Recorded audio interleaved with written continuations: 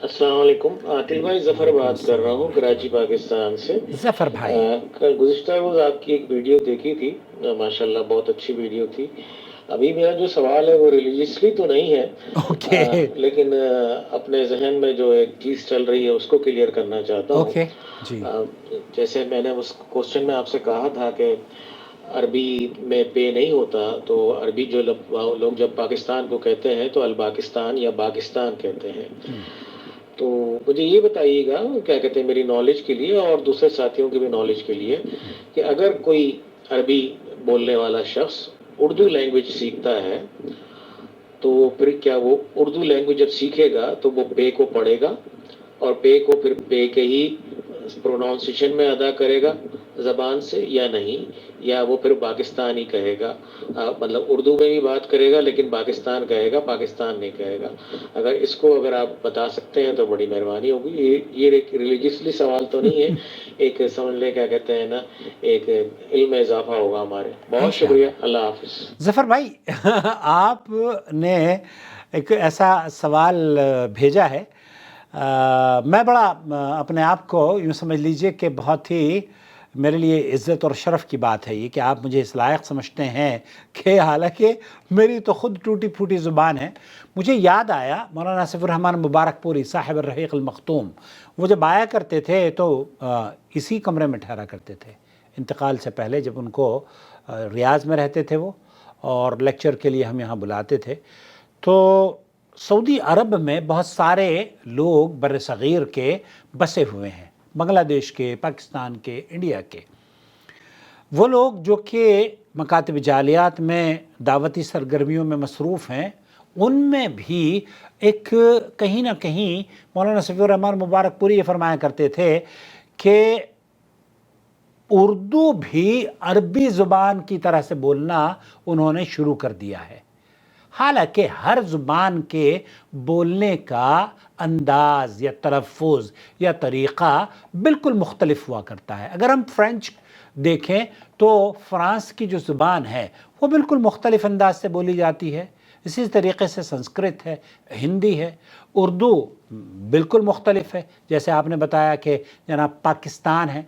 अब अगर अरबी पाकिस्तान को पाकिस्तान कहते हैं तो आपकी समझ में आ जाएगा वो कि हाँ ये पाकिस्तान कह रहे हैं, लेकिन क्या उन्होंने हक अदा कर दिया?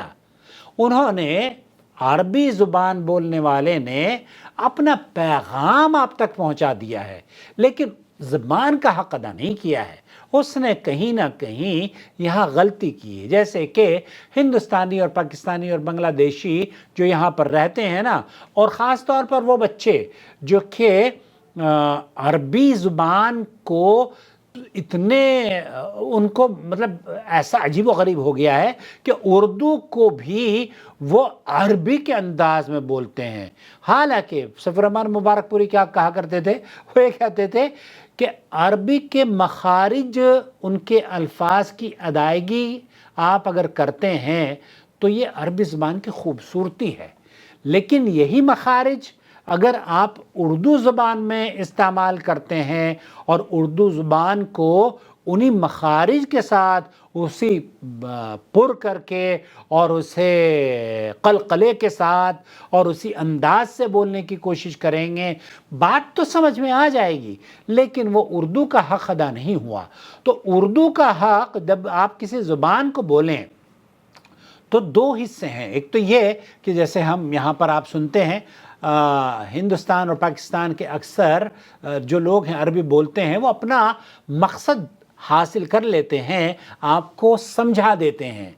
अरबी टूटी फूटी आती है उनको, लेकिन उसके बावजूद भी वो अपना जाकर अपने कफ़ीलों से या किसी दुकान पर या डॉक्टर के पास अपनी कैफियत को बयान कर देते हैं। एक मुझे याद आया, हमारे एक दोस्त हैं, वो आए मदीना मुनव्वरा का, उन्होंने क़िस्सा बयान किया कि एक हाजी अपनी बेटी के लिए फ़्रॉक लेने के लिए एक दुकानदार के पास गया, अरब दुकानदार के पास, और जब वो उसने ले ली تو وہ چھوٹی نکلی. اب گھر پر آ کر یا اپنے کیمپ میں آ کر اس نے اپنے کسی رشتہ دار کو دکھائی تو اس کو کہا کہ یہ تو تمہاری بچی کے لیے چھوٹی ہوگی. اس نے اگلے روز جا کر اس دکاندار سے وہ یہ کہہ رہا ہے کہ انت بنت و انا بنت سوا سوا. کیا کہنا چاہ رہا ہے وہ؟ کہ جیسے آپ کی بچی ہے ویسے ہی میری بھی بچی ہے. جیسے میں آپ کی بچی کو سمجھتا ہوں ویسے ہی آپ کو میری بچی کو بھی سمجھنا چاہیے. کل سوا سوا. یہ بچیوں کا احترام ہمیں کرنا چاہیے، بچیوں کی عزت ہمیں کرنی چاہیے. میں اپنی بچی کے لیے خریدا تھا میں نے یہ، اور آپ کو یہ بتانا چاہتا ہوں کہ انت بنت و انا بنت سوا سوا. یہ کہنا چاہ رہا ہے کہ جیسے آپ کی بچی ہے ویسے میری بھی بچی ہے. حالانکہ وہ یہ کہہ رہا ہے کہ انت بنت کہ تم لڑکی ہو. انت بنت کا مطلب یہ ہوتا ہے کہ تم لڑکی ہو. وانا بنت میں لڑکی ہوں. حالانکہ وہ لڑکی نہیں ہے، یہ دونوں لڑکے نہیں ہیں. یہ جو یمنی دکاندار تھا وہ کہنے لگا لا واللہ احلف لک باللہ انا مانی بنت. اس نے کہا کہ میں اللہ کی قسم کھا کے کہتا ہوں میں لڑکی نہیں ہوں. حالانکہ وہ کچھ اور کہنا چاہ رہا تھا. بہرحال اس نے اپنے مقصد کو اسے سمجھانے میں کامیابی ہو گئی، اور وہ کہتا ہے کہ یہ چھوٹی ہے اور جیسے تمہاری بیٹی ہے ویسے ہی میری بیٹی. جیسے ہم کسی کے دکان پر جائیں گے نا اور اس سے بارگیننگ کرتے وقت یہ کہیں، اس کو جذباتی بلیک میل کرنے کی کوشش کرنے کے جیسے آپ کی بیٹی ویسے ہی میری بھی بیٹی. تو یہ صاحب یہ کہہ رہے ہیں کہ انت بنت وانا بنت سوا سوا. تو معنی بالکل مختلف ہے لیکن لوگ سمجھ جاتے ہیں. انت مویا وانا مویا، اب اس کا کوئی معنی نہیں ہوتا، لیکن جب آپ کہتے ہیں تو سامنے والا یہ سمجھ جاتا ہے کہ ہاں یہ پانی پینے کی بات کر رہا ہے. تو زبان کا حق جعفر بھائی اس وقت ہوگا جب ہم اس کے تلفظ کا خاص خیال رکھیں گے، اس کے حرف کی ادائیگی کا جس طریقے سے لغت میں بیان ہوا ہے اسی طریقے سے اپنائیں گے. ہمارے یہاں تو عربی زبان والے جو ضاد ہے بڑا ضالین پڑھتے ہیں. حالانکہ بہت سارے لوگ یہ کہتے ہیں عرب کے علماء کہ ضاد ہے ہی نہیں ہے، یہ تو ضاد ہے، ضاد ہے. یہ ضاد سے مراد اگر آپ اس کی پروننسیشن یا اس کو غلط ادا کرتے ہیں تو اس کے غلط تلفظ ادا کرنے کی وجہ سے اس کا معنی ہی مکمل تبدیل ہو جاتا ہے.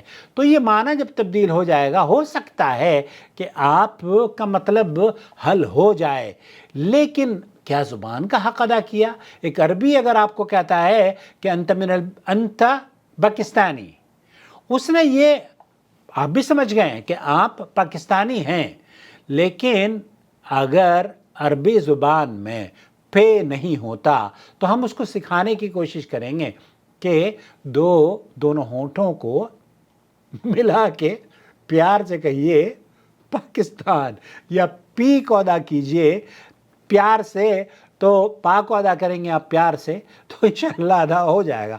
مجھے امید وضاحت ہو گئی. ہر زبان کا ہمیں اس کا حق دینا چاہیے. بس یہ کہنا چاہتا ہوں. امید ہے میرے ویورز پر یہ